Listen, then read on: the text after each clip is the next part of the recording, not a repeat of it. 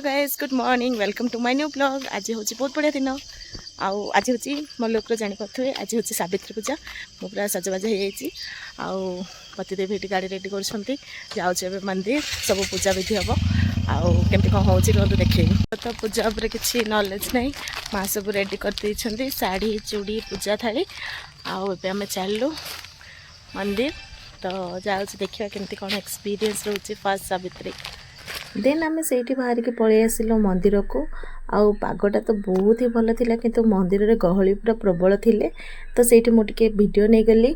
IT पतिदेव जाइए कौन सामान किनी जाइए जेहेतु मोर यहाँ फर्स्ट सावित्री थिला तो माँ कहले जे मंदिर को जाओ आउ तांगे जेहेतु जाउतले मंडप को देन तो सेठू जाइए आस सारा पर मंडप को आसबू बोली कहले तो मुझे बसिकी देखुली कौन केमती होची बोली। तो ये पतिदेव वीडियो बनैला बेले गोटे दीदी को मु पाइली से मो पाखे आसिक बसिले मोर जानी थरे ही भेट होता किंतु सबू रीतिनीति विषय मत बतैले आ मत पूजा बहुत ही हेल्पफुल है।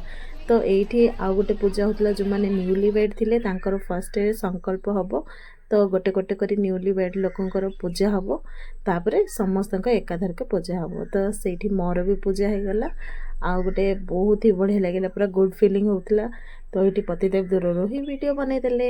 आ मंदिर रे एत पुरुष लोक मैंने नथिले बहुत ही कम जन थे आठी पूरा मूलर शेष जे पतिदेव मो पाखे रहिले आ मते बहुत ही भल लगिला जेहेतु मो पाई भी न्यू थिला तांको पाई भी न्यू थिला तो दुई जन गोटे नुआ जिनस एक्सपीरियंस कलु आम दिनटा भी बहुत ही भल गला। तो एमती ही आम दिजन ऊपर समस्ते भगवान भी आशीर्वाद रखन तापर पूजाटा मध्य समस्त बहुत भल भाव शेष हो गला। सेठू आम घर को पलि आसलु। सावित्री मो भोग बन दी सागु रे फल सब मिसैकी खाଇବା चलन देखिए केमती है।